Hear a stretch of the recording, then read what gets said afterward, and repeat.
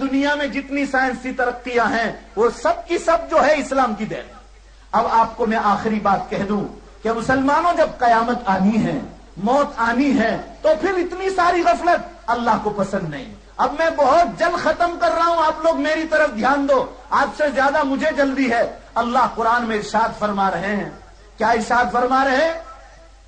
کہ مسلمانوں رمضان کی قدر کر لو. رمضان کیا ہے؟ یا ایھا الذین آمنوا، اے ایمان والو، کتب علیکم الصیام، اللہ نے تم پر رمضان کے روزے فرض فرمائے. کما کتب علی الذین من قبلکم، ارے صرف تمہارے اوپر فرض نہیں کیے، تم سے پہلوں پر بھی اللہ نے روزے فرض کیے تھے.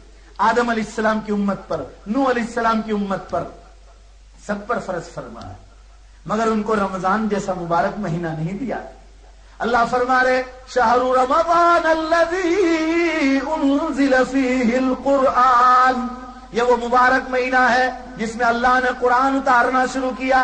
ارے مسلمانوں، قرآن کی شروعات ہی بولو بھائی کون سے مہینے سے ہوئی؟ بولو رمضان المبارک سے. اور رمضان المبارک میں بھی کون سی رات؟ وہ بڑی رات. مگر بڑی رات کون سی؟ 27ویں نہیں جیسے سورت والے کرتے ہیں، اللہ کے حکم کے مطابق. یہ رات بدلتی رہتی ہے، یاد رکھو، یہ رات 27ویں نہیں جیسا ہم اور آپ سمجھتے ہیں. یہ رات تو بدلتی رہتی، کبھی 21، کبھی 23، کبھی 25، کبھی 27، اور کبھی، ارے کچھ تو بولو، سبھی میں کروں گا، بولو بھائی، کبھی 29. یہ رات اللہ ہر سال بدلتا رہتا ہے. کیوں؟ یہ رات قیامت تک کے لیے فکس کر دی جاتی. مگر جب یہ رات اتاری جا رہی تھی تو دو مسلمان جھگڑا کر رہے تھے. اللہ کو رمضان میں جھگڑا پسند نہیں، اس لیے یہ رات قیامت تک کے لیے اٹھا لی کہ جاؤ اب ڈھونڈتے رہو. پہلے تو حکم آیا پورے رمضان میں ڈھونڈو، پھر کچھ اور آسانی کر دی، جاؤ عشروں میں ڈھونڈو، 10 دن میں، پھر اور آسانی کر دی، جاؤ ہم بتلا دیتے ہیں وہ آخری عشرے میں 21 سے 30 میں ڈھونڈو. مگر بتلا ہی نہیں کہ وہ کون سی ہے. مگر ہر سال بدلتی رہتی ہے، ہر سال. اس لیے مسلمانوں کو چاہیے 21، 23، 25، 27 اور 29، مرد بھی ہو عورتیں بھی ہوں، سب کو چاہیے کہ ان راتوں میں جاگ کر عبادتیں کریں. ہم 27ویں رات کو جاگیں گے تو ایسا ہو سکتا ہے 21، 23، 25 کو چلی جائے، اور اگر 27 کو جاگے ہو سکتا ہے 29 کو جائے، اور وہ رات 29 میں تھی. سب مل کر زور سے انشاءاللہ بولو، وہ سن رہا ہے، سب کی زبانوں کو جانتا ہے اور آپ کی نیتوں کو بھی جانتا ہے. سب مل کر زور سے انشاءاللہ بولو کہ اس راتوں میں انشاءاللہ عبادت کرنے کی ضرور کوشش کریں گے. اللہ سب کو توفیق عطا فرمائے. تو میں عرض یہ کر رہا تھا کہ مبارک مہینہ ایسا نہ ہو کہ روزے تو رکھے مگر نمازوں میں غفلت، رکعتیں چھوٹ رہی ہے یا اکیلے پڑھ رہے ہیں، نہ گیرج چھٹتی ہے نہ دکان چھٹتی ہے. افطار اذان ہو گئی، نہ افطار کی فکر نہ کچھ فکر ہے، اور مغرب کی نماز جا رہی ہے اور دکان 8 بجے ختم کر رہا ہے، گھر آ کے کھانا کھا رہا ہے. عشاء میں سست پڑا ہے یا پڑھنے تو گیا مگر امام صاحب تراویح میں پہلے رکوع میں جاتا ہے، 3 رکوع پڑھ کے یا 4 رکوع پڑھ کے تو دوڑ کے بھاگتا ہے رکعت پکڑنے کے. اچھا چل، ابھی تو نے 4 رکوع چھوڑ دیے، مگر اب تو دوسری رکعت میں تو تیری بکری ڈبے میں آ گئی، اب تو بھاگ، اب بھاگ کے دیکھ. ارے اللہ کے بندو، 20 رکعت تو تمہاری ہو جائے گی، ایک سنت ادا ہوگی، مگر قرآن کا پورا سننا رمضان المبارک میں یہ رسول اللہ کی الگ سنت ہے. آپ کا قرآن ادھورا رہ جائے گا. سال بھر میں ہم قرآن سنتے نہیں، پڑھتے نہیں، تو کم از کم ایک قرآن کی ہر آیت کو تو سنو. اور رمضان المبارک میں پکا مسلمان وہ ہے جو ارادہ کر لے کہ 11 مہینے تو دنیا کو آگے رکھی مگر انشاءاللہ رمضان المبارک میں دنیا کے سارے کام کاج کو پیچھے چھوڑوں گا. میری نمازیں، میرا روزہ، میری تلاوت، میرا ذکر، میرا درود شریف، میرا استغفار، میری دعائیں، میرا رونا اور دھونا، میری تہجد، میرے اشراق، میری اوابین، میری چاہت، یہ چھوٹنے نہیں پائے.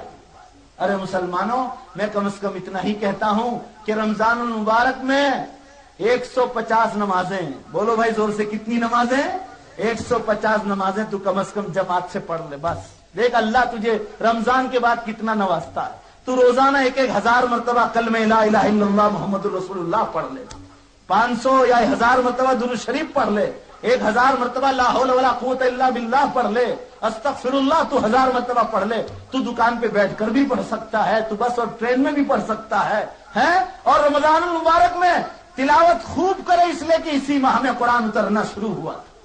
حضور صلی اللہ علیہ وسلم زیادہ سے زیادہ جبریل کے ساتھ رمضان ہی میں دور کرتے تھے۔ حضور زیادہ سے زیادہ پڑھتے بھی تھے اور جبریل کو سناتے بھی تھے تو رمضان المبارک ہی میں۔ مسلمانوں، ہر پھل کا اور ہر سبزی کا ایک موسم ہوتا ہے، ایسے ہی اور ہر کھیل کود کا ایک موسم ہوتا ہے اور ہر تیوہار کا ایک موسم ہوتا ہے، ایسے اللہ کے یہاں نیکیاں لوٹنے کا ایک موسم ہوتا ہے اور وہ موسم ہے رمضان المبارک۔ ایک نفل پڑھو، ایک فرض کا ثواب، ایک فرض پڑھو 70 فرض کا ثواب، 1 روپیہ اللہ کی راہ میں خرچ کرو، کروڑوں تک پہنچ جائے گا۔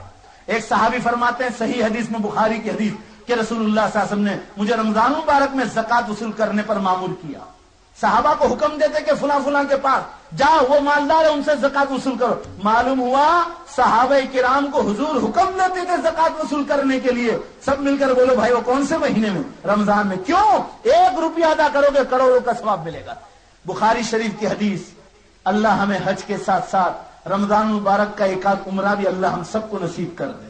حضور صلی اللہ علیہ وسلم فرماتے ہیں، صحیح حدیث میں ہے، سن لو، کہ جس پر حج فرض ہو گیا اور حج کر لیا تو کم از کم 1 عمرہ کر لے اگر اللہ نے دیا ہے طاقت، اور وہ کرے تو رمضان میں کرے۔ حضور صلی اللہ علیہ وسلم فرما رہے ہیں، العمرۃ فی رمضان، رمضان کا 1 عمرہ کان کمن حج معی، اللہ اکبر، فرمایا جس نے رمضان میں عمرہ کیا گویا اس نے میرے ساتھ حج کیا ہے، اللہ اتنا بڑا ثواب اس کو دے۔ رمضان میں ہر چیز کا ثواب بڑھ جاتا ہے۔ آپ مغرب سے پہلے پورے سال دعا مانگو، برکت والا ہے، مگر رمضان میں جو افطار سے پہلے دعا قبول ہوگی وہ کبھی نہیں ہوگی۔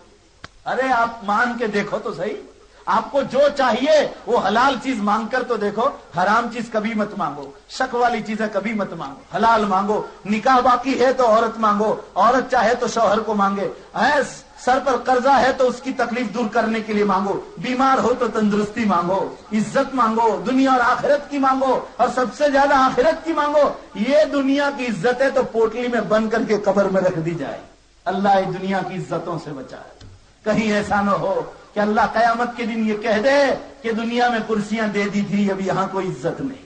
اللہ دنیا کی عزتوں سے ہماری حفاظت فرما۔ مسلمانوں، دنیا کی کرسیاں کسی بادشاہ کو اللہ چند سالوں کے لیے دیتا ہے۔ صدام حسین کو 25 سال تک موقع دیا، آج وہ کرسی اللہ نے چھین لی۔ یہ دنیا کی کرسیوں کا حال۔ اصل آخرت کی کرسی کا فکر کرو کہ ساری دنیا کا انسان آپ کو دیکھے گا کہ عزت والا اللہ کے یہاں یہ ہے۔ ایسی جوانی جب کبھی ختم نہیں ہوگی، ایسی زندگی جہاں کبھی موت نہیں آئے گی، ایسی تندرستی کی کبھی بیماری نہیں آئے گی، کوئی ٹینشن نہیں، کوئی فکر نہیں، کوئی برا خیال نہیں، کبھی غسل کی ضرورت نہیں پڑے گی، کبھی بدبودار پسینہ نہیں ہوگا، کبھی گیرج میں جانا نہیں ہوگا، نہ وہاں کوئی گیرج ہوگی، نہ کوئی وہاں ہاسپٹل ہوگی، نہ جیل خانے ہوں گے، نہ وہاں کوئی پولیس ہوگی۔ آزاد زندگی، اور کہا جائے گا انتحیو ابدا فلا تموتو ابدا، اب تم ہمیشہ زندگی گزارو، اب تمہیں کبھی موت نہیں آئے۔ جو اللہ نوح علیہ السلام کی قوم کو 1000 برس کی جوانیاں یہاں دے سکتا ہے، وہ اللہ ہر مومن کو ہمیشہ کی جوانی جنت میں دے سکتا ہے۔ بولو بھائی دے سکتا ہے۔ حضرت نوح علیہ السلام کے زمانے میں جوانیاں بعض لوگوں کو 1000 برس کی تو جوانی دی تھی۔ آج کے جوانوں کو اگر 1000 برس کی خوشخبری کہیں خواب میں دے دے تو اللہ اکبر، پھر تو کیا کہنا۔ اور یہاں کی جوانی کتنی 20 سال میں وہ شروع ہوتی، دھیمے دھیمے شروع ہوتی، اور 25 سے ڈھیلاپن شروع ہو جاتا ہے۔ بس 15 سال کا اٹھاؤ ہے، اسی میں آدمی کودتا۔ اور یہی زندگی ہے، یہ جوانی کا زمانہ جس کے بارے میں قیامت کے دن سوال ہوگا، این افنیت الشباب، لا میری جوانی کا حساب لا۔ بڑھاپے کے بارے میں نہیں پوچھیں گے، کیونکہ بڑھاپا نے بچپنا دونوں برابر ہے۔ اسی لیے وہ تو فرماتے ہیں کہ مجھے تو سفید بال والوں کو دیکھتے ہی شرم آتی ہے۔ اللہ ہم سب کو بڑی عمر نصیب فرما۔ ہاں، اس لیے پوچھیں گے جوانی کہاں گزارے، یہ نہیں کہیں گے بڑھاپا کہاں گزارا۔ بڑھاپا تو کونے میں ہی گزارتا آدمی، بچپنے جیسے ماں کی گود میں، ایسے بڑھاپا بھی ایک کونے میں۔